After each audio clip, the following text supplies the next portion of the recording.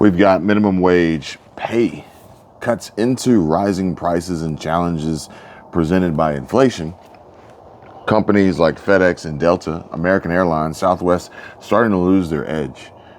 Buy now, pay later options aimed at targeting unsuspecting consumers most at risk of falling into the never-ending debt cycle. And Walmart sparked gig work, Target Shipt, and other DoorDash type style side hustles set to collapse in this rideshare gig economy. And people are doing this instead and pulling in an easy $6,000 a month. Welcome back to the channel. Welcome back to another video. I'm Kevin, 247. And we're going to discuss here on this channel personal finance, retail news, and how to make more money and increase earning potential and income for the new year. The economic landscape is changing, and we have to stay in the know when it comes to our jobs, our money, the banks, personal finance, savings, investing, budgeting, retirement planning, fixed income, Social Security, SSA, SSI, SSDI, side hustles, and more. If being better educated and well-informed sounds like something that interests you, then stick around because I have a lot that I want to share with you. Smash that like button and subscribe. There are valuable links in the description and ways to connect and chat with me directly. First up, these 22 states are about to get a boost in pay and see higher wages.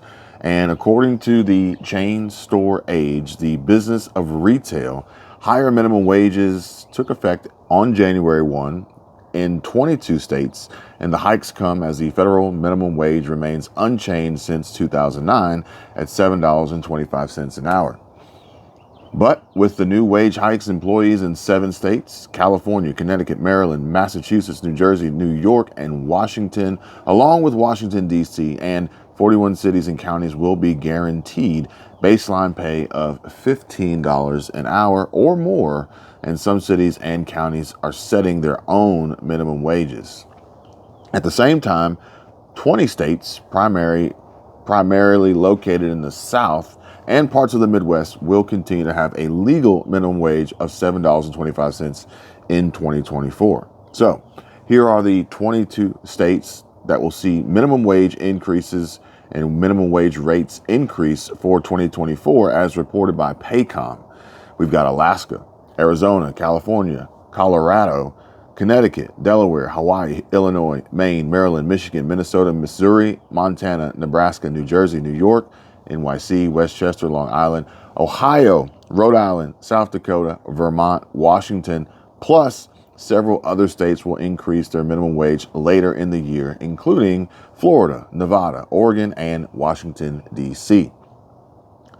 More signs of economic shifts returning back to pre-pandemic competition levels. And after years of strong consumer spending, some companies are now finding the limits of their pricing power.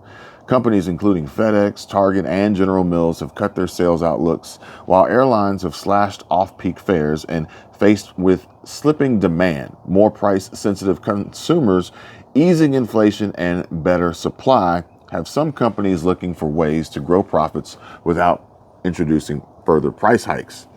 And according to CNBC Economy, from FedEx to airlines, companies are starting to lose their pricing power and what is being described as the spending hangover. They said there's plenty to cheer about the state of the U.S. consumer. The job market is still strong, unemployment is low, and spending has been resilient, but consumers have also tapped into their savings and racked up credit card debt, with balances reaching a record $1.08 trillion at the end of the third quarter, according to the New York Federal Reserve. Credit card delinquency rates are above pre-pandemic levels. Those dynamics have some consumers pulling back on expenses at a time when companies had already been grappling with spending shifts as pandemic fears eased. Consumers that had spent heavily during COVID lockdowns on things such as home improvement supplies shifted their money to services such as travel and restaurants when restrictions lifted. While airlines, many retailers, and others have forecast a strong holiday season, and the question remains whether consumers will continue their spending habits in the coming months, which are typically a low season for shopping and travel, especially as they pay off their recent purchases. And that could mean a challenging period for companies to push price increases on consumers.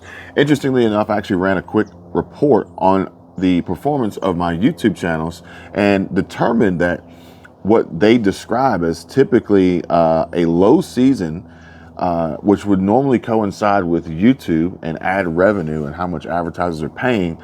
And I honestly had the best quarter of last year, 2023, was Q1, with March, February, January, actually in that order, which means that as we progressed through the year, things got better, with March being the number one. But interestingly enough, I ran that report, and I actually ran a report to see how much YouTube paid me overall, which the total was a little surprising. I don't want to really share it here because I don't know how people are going to accept that information. But I do feel as though we're about to see a flood of content and videos posted to YouTube about how much YouTube paid me in 2023, how much YouTube paid me last year, how much YouTube paid me as a small channel, how much YouTube paid me as a content creator, or how much YouTube paid me with 85,000. Actually, we're going to be extremely specific here. How much YouTube paid me with 85,043 subscribers? Because, yeah, I guess I could do that now, but it might change by the time I upload it. But the number was pretty impressive, and that was only YouTube. It didn't include other third-party ancillary additional income streams that are pretty much spurring off of YouTube. But if anybody's interested in knowing what that number is, or how to get your number up, then by all means, feel free to reach out. But we'll just say that it was extremely substantial. We'll just leave it at that. But let's see here. Even if companies can't raise prices and if sales growth is muted, analysts are still upbeat about earnings next year, which would be this year. I just want to make sure I read this right. So, which are typically low. Yeah, that could mean a challenging period for companies to push price increases on consumers. Yeah, price increases right now being pushed on consumers is not necessarily going to be conducive for businesses to drive revenues, because it's going to reduce sales volume, in my opinion. We still need to exhibit a stronger position from a consumer for demand destruction to bring prices down, which was ultimately the byproduct and side effect of the Fed raising interest rates to control inflation, which would then stimulate and generate more increased competition throughout the supply chain and trickling back down to the consumer. But it says that even if companies can't raise prices and if sales growth is muted, analysts are still upbeat about earnings next year. I mean, earnings next year, they're probably going, or 2024 earnings are probably going to be up, just for the fact that things cost more money. And like I said, people are not going to stop buying, stop charging, stop financing, stop borrowing. And there's going to be a more creative push for retailers to produce these earnings and revenue. But we'll talk more about that later. I just hope that honestly, people are aware and paying close attention. Even Fox Business just shared how buy now, pay later is convenient, but there are pitfalls. And Americans are sitting on a record $1.08 trillion in debt, in credit card debt. Meanwhile, there needs to be a serious conversation about these important topics, like how does buy now, pay later work? When do credit checks come in? Why, in a sense, is it too good to be true? How does BNPL loans potentially lead to a risk of overspending? Reading the buy now, pay later fine print, and what happens if you miss a payment and when a credit card may make more sense. And if you guys have been watching, you probably know my position and opinion on credit cards and credit scores, and ultimately the personal financial perspective for 2024, considering all these different things. And if you are looking to increase and improve your credit score, that's perfectly fine. Obviously, you would need that if you wanted to finance anything or get a mortgage, buy a house, or maybe even get a job or get better rates on your car insurance. But I personally am not interested in using credit for 2024 until things change. When things change, I'll be sure to let you guys know. But if you're interested in the conversation, reach out, let me know, drop a comment so I can gauge if it's worth my time or not to bring that to you guys. But as we discussed previously, and will likely continue discussing in the future on upcoming videos, as the gig work economy and ride sharing side hustle platform begins to crumble, collapse, and die, I still don't think Uber's turned a profit yet. Business Insider shared how a Walmart delivery driver said his weekly earnings dropped from $1,500 to $200, dropped from $1,500 to only $200. I'm repeating that so you guys can hear this. Due to competitive competition from bots, and workers say it's a growing problem. And this was actually months ago. It's actually worse now. AI is rapidly advancing and developing, and it's becoming increasingly more challenging. And if you don't know what you're doing, and if you don't have a good team and a network, then you're potentially going to be spinning your wheels, making no money or substantially less money. And that's not going to be conducive for survival moving forward with the way things are going. Now, we did talk about this a little bit last night on the live stream, so go watch it. Especially if you rely on this as a source of additional income or even primary income. And this article that I came across that I read, it stated that Chicago area gig workers who use Walmart's delivery platform Spark say bots are a growing issue, and drivers say users who deploy bots make it harder for them to make enough money on the platform. But this isn't just a problem in Chicago. This is all across the U.S. And not to mention the lawsuit that Walmart faces will ultimately lead to only one likely outcome. And here's an example of what we should expect to all see happening next. The headline on GeekWire.com reads, "Same-day delivery service Shipt to pause Seattle operations blaming recently passed labor laws." This one's a quick read, so I'm just going to share it with you.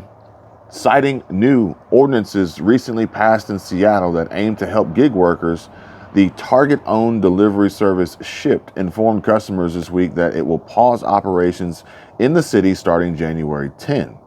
Birmingham, Alabama-based Shipt works like same-day delivery companies such as DoorDash and Instacart, employing gig workers to pick and or deliver groceries and other items. Target acquired Shipt in 2017 for $550 million. In an emailed statement to GeekWire, Shipt said action taken by the Seattle City Council will impose significant operational challenges that would impact its ability to be compliant and continue providing value and service. The company said it has repeatedly expressed its concerns to the city over the policies, and the Seattle Times first reported the news, and the ordinances aimed at app-based delivery platforms include a 10-cent per order fee for online deliveries in Seattle starting in 2025, approved by the council in November. The revenue generated by the fee will help pay for the implementation and enforcement of the city's pay-up gig worker protection laws in Seattle. One law sets minimum wage policies, another is related to regulations for the worker deactivation process. Seattle Council member Lisa Herbold, who is departing her seat at the end of the year, was lead sponsor of the bill, CB 120706, that imposes the 10-cent fee. These vulnerable workers in this unregulated industry are calling out for us to put our money where our mouth is and fund the enforcement of the protections we have approved as a council, she said. And last month, she said that the average customer will pay an additional $5.20 per year if companies pass the fee to customers, which they don't have to do, she said, but they could. Now, in a statement to GeekWire last month, Instacart said the bill forces residents to foot the bill for an ill-advised ordinance amid record inflation and tightened budgets. GeekWire reached out to Herbold and the council for additional comment on Shipt's decision and says we'll update this story when we hear back. And then there's an update. Here's a comment Herbold shared with GeekWire that says, and I quote, "Shipt had more than 18 months to figure out how to comply with the minimum wage requirements. And while we hope they will comply with the law, the era of app-based companies paying workers less than the minimum wage is over. I'm proud to have co-sponsored this legislation. Seattle has become a national model in app worker protections. New York City followed in our footsteps, adopting a similar law earlier this year." And this is from the Seattle Council member, Lisa Herbold. And according to Reddit, from news of Shipt's pause riled some commenters in the Seattle Reddit community subreddit, stating, "Really upset about this.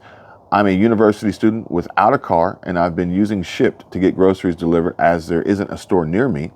Another says that they haven't figured out how they can successfully underpay their workers and overpay their executives here, so they are shutting down. That one's important. Another says apparently service is only available where the company can profit off the backs of sub-minimum wage delivery workers and or avoid reasonable labor standards by delivering with contractors. Shipt operates a membership-based platform across the U.S., making deliveries from stores including Target, Petco, QFC, Fred Meyer, Safeway, and more. At the end of 2022, Shipt was partnering with 200 different retailers, a much smaller operation compared to Instacart, which says it partners with 1,400 retailers. Shipt cut 3.5% of its filled positions and eliminated many job openings during layoffs in October, citing a dramatically changed business and industry landscape. And that will be the word of the day, the word of the week, more than likely the word of the entire year: dramatically changed business and industry landscape. I put up a short yesterday, and it was talking about Walmart Spark and ultimately its demise and collapse, and how workers and gig workers aren't able to earn like they used to and like they had expected from the app and from the gig work service. And there's some comments on there that are saying, I'm a Walmart Spark delivery driver, and I concur. I agree. This is actually happening. I'm seeing this, which is not good news, that I'm happy to hear that, but it is in a sense that people are actually confirming this and sharing their own personal situations so that others can potentially take this information and use it to help them determine and figure out what they're going to do next. Because this isn't it, in my opinion. I don't see that this isn't it. But the key here, this comment here from Reddit says that they haven't figured out how they can successfully underpay their workers and overpay their executives here, so they are shutting down. And honestly, like I said before I started reading this, I'll just reread what I said. Here is an example of what we should all expect to see happen with Walmart Spark. Target and Shipt is leading the way, leading the charge. And as legislation comes about, and oversight and regulation in this unregulated abuse of labor and abuse of employment and dodging of livable wage and minimum wage and benefits and other responsibilities of an employer, that is going to come to a head. And then folks like Shipt and Target are going to put the kibosh on it, whatever markets restrict them from breaking the law, basically. And eventually it will whittle down to going away completely. And thus we will see the end of the profitability of gig work in regard to Walmart Spark, Shipt, DoorDash, Grubhub, Uber Eats, Uber, Lyft, whatever it may be. And that's just my thought, my opinion, my prediction. You don't have to believe what I say. You don't have to do anything, really. But either way, folks, please pay attention. So Go Banking Rates has some valuable information that I want to share with you that I came across under their money/jobs forum. And it's about side hustles paying upwards of $6,000 a month and how they could boom in 2024 thanks to more going back to office. And Women's World Money easily shows how you can earn up to $80,000 a year working from home as a live chat agent. Full how-to, step-by-step, plus learn what a typical day in the life looks like for this job. Thank you guys for watching. Please like and subscribe for more. I'll see you guys in the next one.